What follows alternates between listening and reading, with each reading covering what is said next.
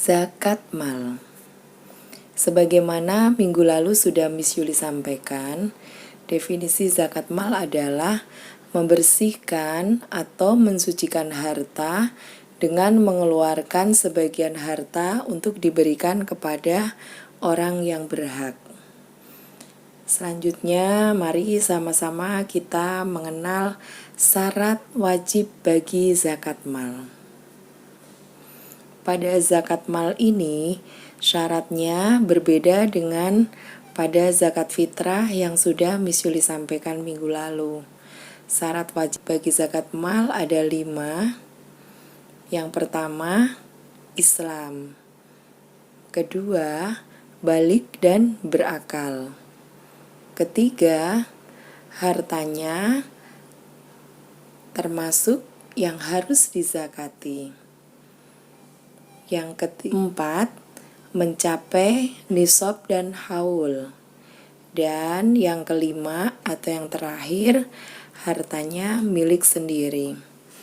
Selanjutnya Miss Yuli akan menjelaskan maksud dari kelima syarat wajib zakat mal ini. Yang pertama, Islam. Maksudnya di sini orang yang wajib mengeluarkan zakat mal harus beragama Islam. Kemudian yang kedua, syaratnya adalah sudah balik dan berakal sehat. Balik di sini maksudnya apabila orang tersebut laki-laki maka sudah mengalami mimpi basah. Dan apabila orang yang akan mengeluarkan zakat itu adalah perempuan, maka dia sudah mengalami menstruasi. Nah, sementara berakal sehat di sini pada saat akan mengeluarkan zakat, orang tersebut dalam kondisi dalam keadaan sadar dan tidak sedang hilang akal. Maka meskipun dia orang yang memiliki banyak harta, beragama Islam, sudah balik, namun kalau ketika itu dia sedang hilang akal atau sedang gila, maka ketika itu dia tidak wajib mengeluarkan zakat malnya. Selanjutnya Miss Yuli akan menjelaskan maksud dari hartanya termasuk yang harus dizakati. Kita lihat ya, jenis-jenis harta yang harus dizakati itu apa aja.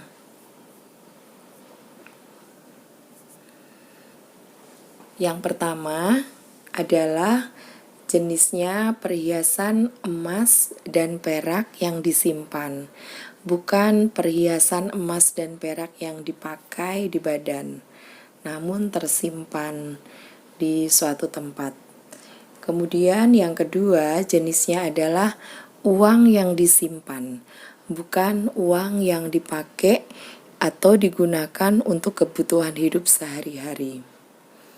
Dan yang ketiga, jenisnya adalah uang dari hasil usaha dan atau dari gaji bekerja di suatu perusahaan. Jenis yang keempat adalah hasil pertanian. Pertanian di sini khususnya adalah pertanian bahan makanan pokok yang mengenyangkan dan palawija lainnya seperti padi, gandum, jagung, serta kurma. Adapun hasil pertanian selain yang Miss Yuli sebutkan ini, kategorinya adalah masuk ke poin nomor 3. Lalu jenis yang kelima adalah harta yang berbentuk binatang ternak. Yang berbentuk binatang ternak ini pun terbatas pada jenis ternak yang terdiri dari onta, kambing atau domba, serta sapi atau kerbau.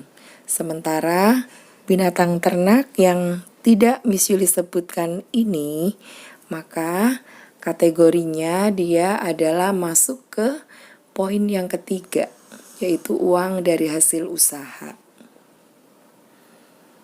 Dan Jenis yang terakhir atau yang keenam adalah barang temuan. Barang temuan ini maksudnya barang yang ditemukan oleh seseorang, bisa dari dalam tanah ataupun yang lainnya.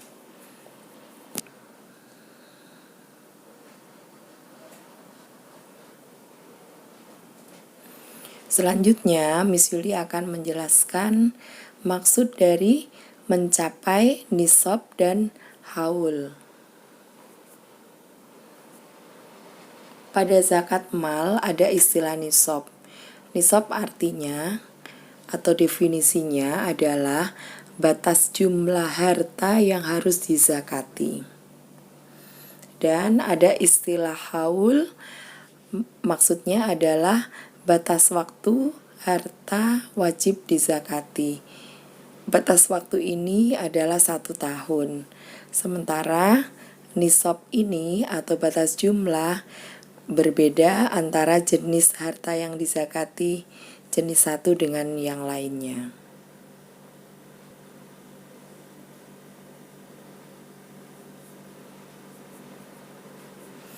Dan syarat wajib zakat mal yang kelima, harta milik sendiri.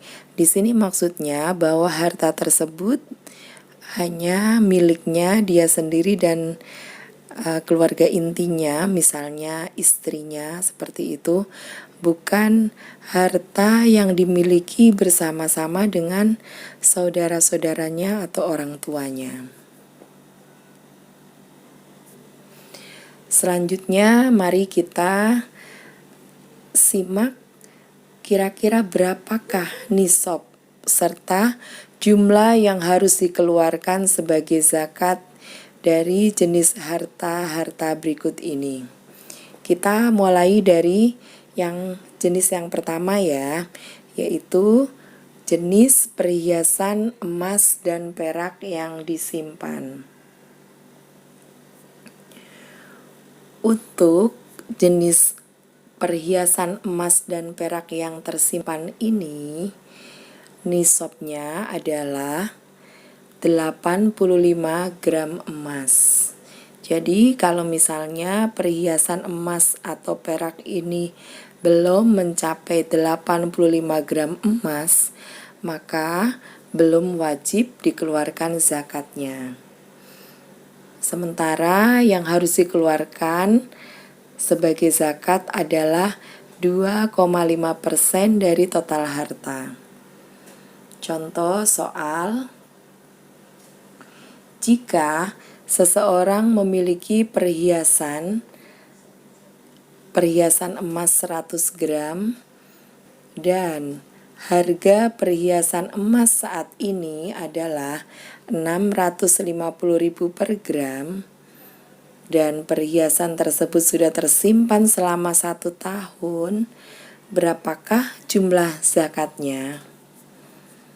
Begini teman-teman cara menghitungnya. Di situ tadi sudah dijelaskan bahwa jumlah perhiasan emasnya adalah 100 gram. Maka 100 gram dikali harga emas saat itu. Tadi disebutkan dalam soal bahwa harga emas saat ini adalah 650.000 per gram. Maka 100 gram dikali 650.000 kali 2,5%. Maka terjadi hitungan 65 juta kali 2,5%. Dan hasilnya adalah 1.625.000. Maka orang yang memiliki emas sebanyak 100 gram tadi, ketika emasnya sudah tersimpan selama 1 tahun, zakatnya yang harus dia keluarkan adalah 1.625.000 rupiah.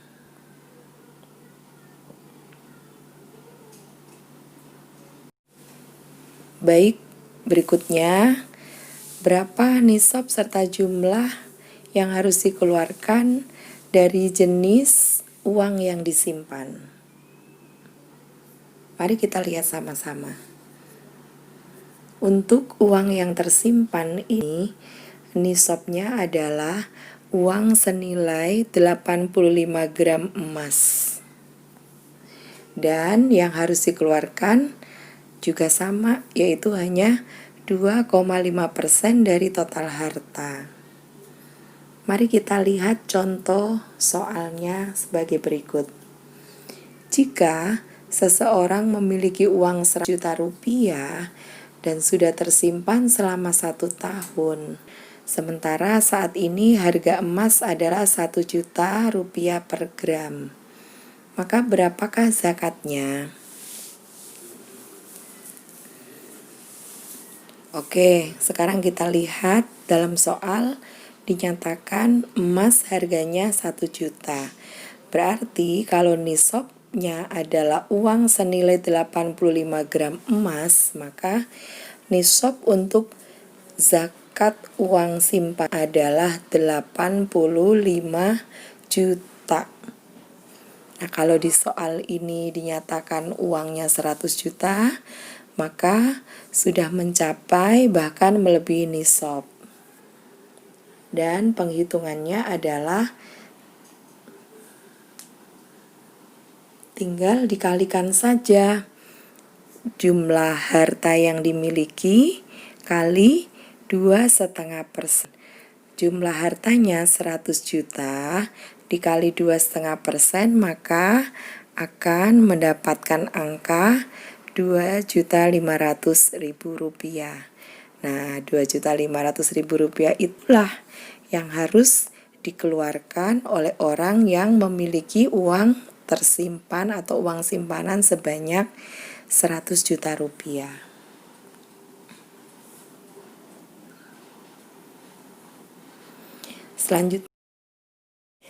Selanjutnya, Miss Yuli akan menjelaskan berapa jumlah yang harus dikeluarkan sebagai zakat dari jenis harta yang terdapat di nomor 3, yaitu uang dari hasil usaha atau dari gaji bekerja.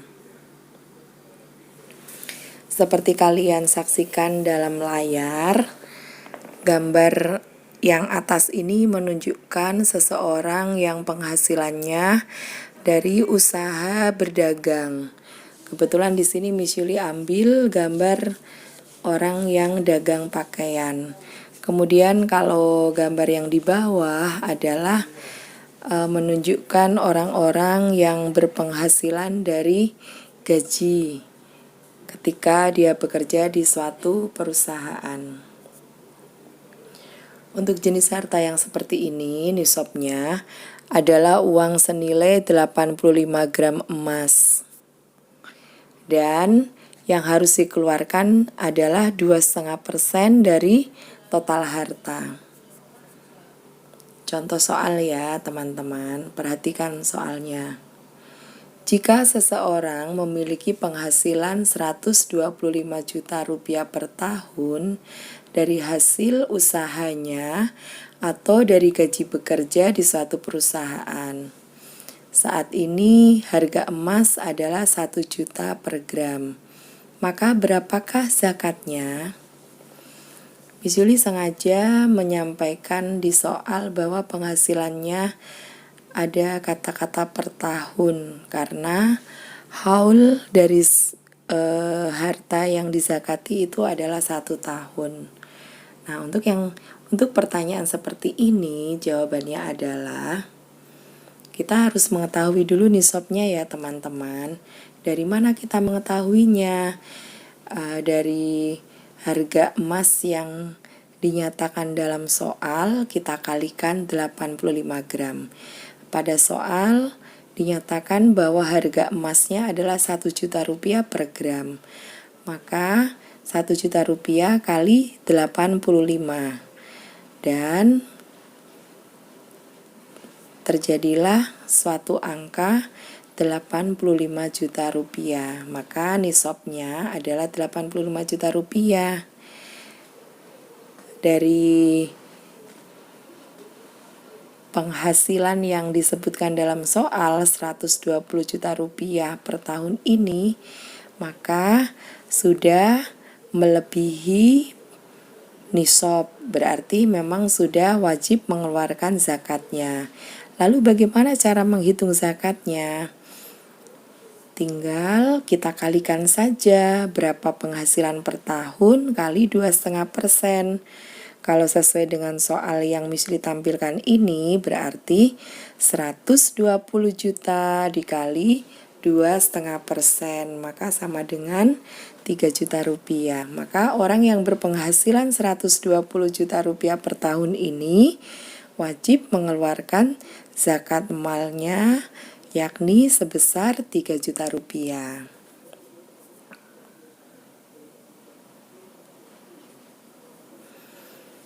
Berikutnya Miss Yuli akan menjelaskan berapakah zakat dari jenis hasil pertanian, yakni poin yang keempat ya teman-teman. Oke, dari jenis hasil pertanian ini ada nisabnya teman-teman. Nisabnya adalah hasil panennya mencapai antara 750 hingga 1000 kg. Jadi kalau misalnya seorang petani hasil pertaniannya belum mencapai 750 sampai 1000 kg ini, maka belum wajib mengeluarkan zakat malnya. Perhatikan gambarnya teman-teman. Miss Yuli menampilkan sawah ini adalah sawah atau kebun yang menanamnya menggunakan irigasi ya teman-teman ya. Ada yang berbentuk seperti dibuat sungai di tengah-tengah sawah. Ada juga yang sebelah itu adalah irigasi velvet kalau nggak salah namanya, yang airnya akan pakai pipa-pipa dari atas seperti itu. Nah, untuk petani yang jika penyiraman tanaman dengan berbayar seperti ini, dengan membutuhkan biaya saat penyiraman, maka yang dikeluarkan sebagai zakatnya adalah sebesar 5% dari hasil panennya. Karena petaninya tersebut sudah mengeluarkan biaya untuk perawatan tanamannya. Contohnya seperti ini. Jika hasil panennya itu 1 ton atau 1000 kg dan harus berbayar pada saat perawatan tanamannya, maka zakatnya adalah 1000 kilo kali 5%, yaitu hasilnya 50 kilo. Maka petani yang menyiram tanaman dengan cara berbayar seperti ini, zakatnya apabila dia hasil panennya 1 ton, maka hanya 50 kg yang harus dia keluarkan sebagai zakatnya. Nah, kemudian berikutnya perhatikan sawah yang Miss Yuli tampilkan ini adalah sawah yang penyiramannya hanya mengandalkan tada hujan. Nah, jika penyiraman tanaman hanya mengandalkan air hujan seperti ini tanpa keluar biaya, maka zakatnya sebesar 10% dari hasil panen. Nah, jika hasil panennya itu 1 ton, maka zakatnya berapa teman-teman? Maka zakatnya adalah 1000 kg dikali 10%, yakni 100 kg.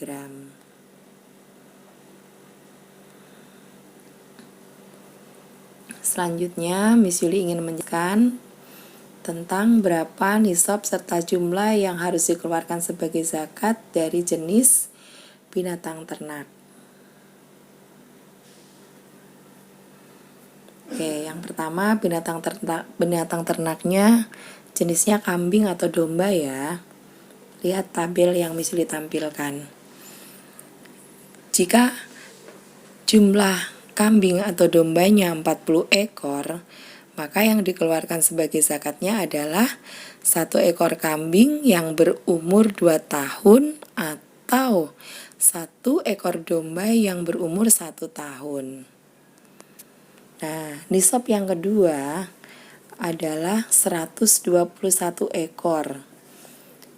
Jika jumlah kambingnya sudah mencapai nisab yang kedua, yaitu 121 ekor ini, maka yang harus dikeluarkan adalah 2 ekor kambing umur 2 tahun atau 2 ekor domba umur 1 tahun.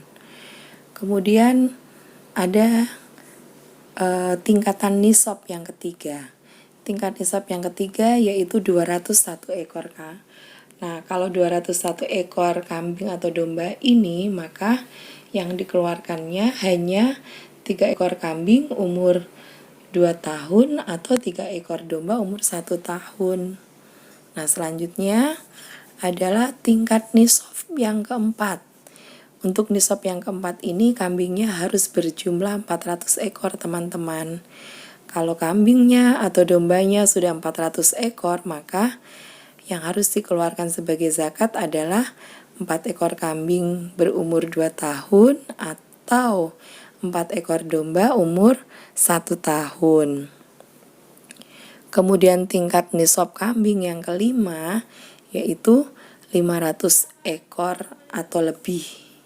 Nah, ketika peternak memiliki 500 ekor atau lebih domba atau kambing, maka setiap kelipatan 100, zakatnya 1 ekor kambing umur 2 tahun atau 1 ekor domba umur 1 tahun.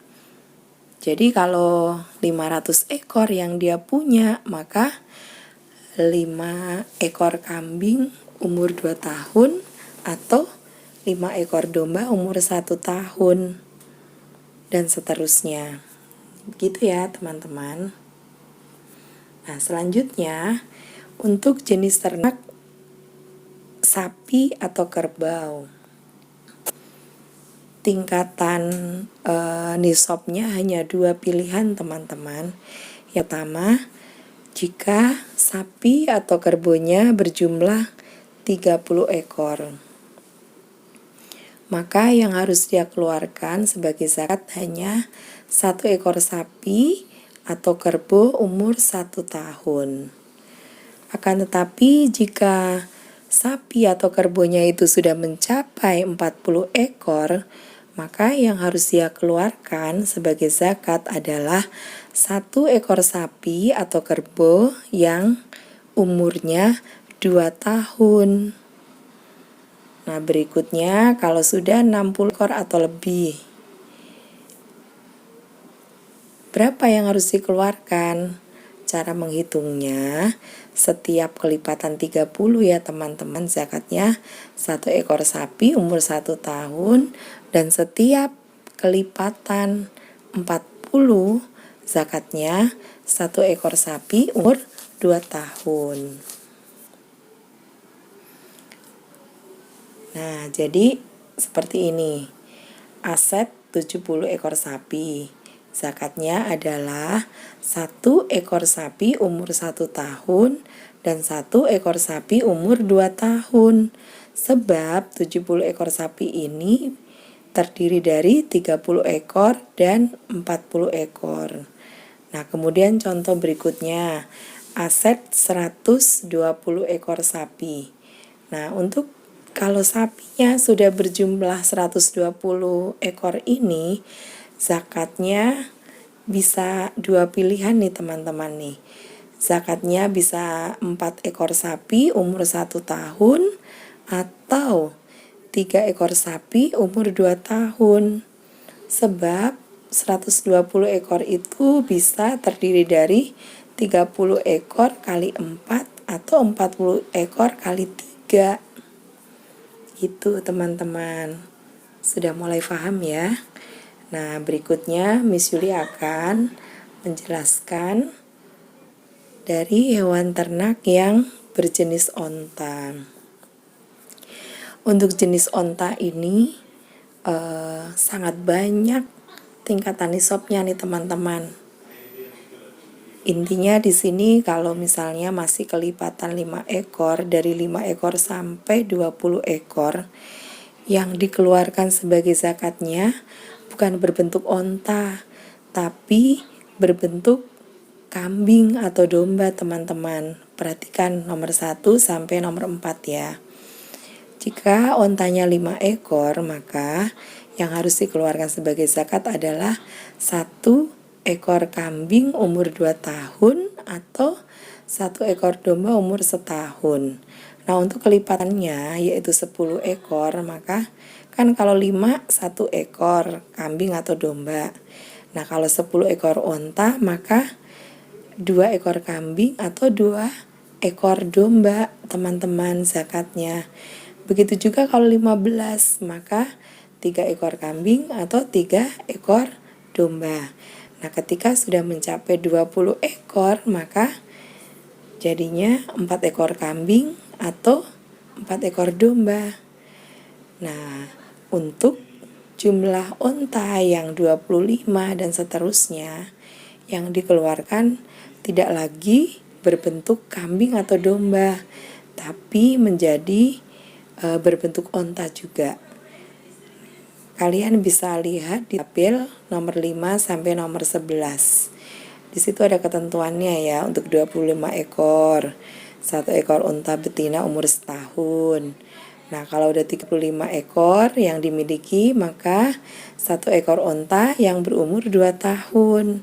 Sementara jika ontanya itu sudah berjumlah 46 ekor, maka yang harus dikeluarkan adalah 1 ekor onta betina umurnya 3 tahun. Dan seterusnya ya, bisa kalian lihat sendiri. Ada ketentuan umur onta juga yang harus dikeluarkan.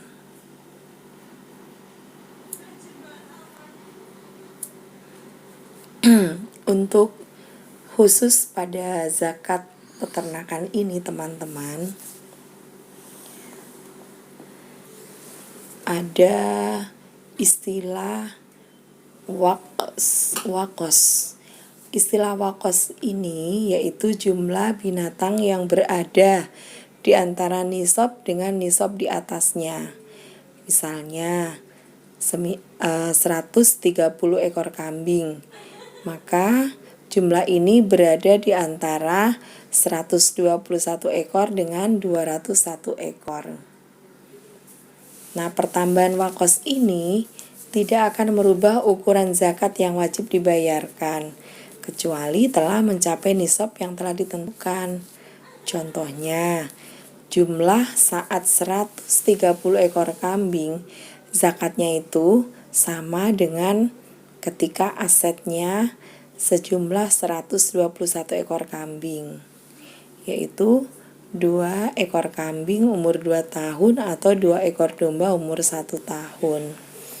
Karena 130 belum mencapai ke tingkatan nisab berikutnya, yaitu 201 ekor.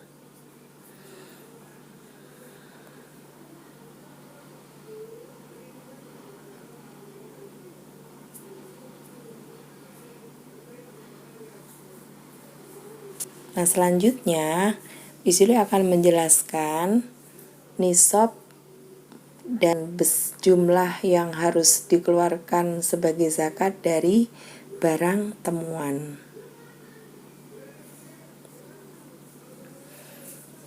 Barang temuan ini besar zakatnya adalah 20% dari nilai barang yang ditemukan. Penemuan barang ini bisa barang ditemukan dari dalam tanah ataupun dari permukaan tanah. Yang penting itu bukan barangnya sendiri dan boleh nemu. Nah, bagaimana cara menghitungnya? Contohnya, perhatikan ya. Contoh, ada seseorang yang menemukan suatu benda yang taksiran nilai harganya itu 100.000 misalnya. Ketika barang itu sudah diumumkan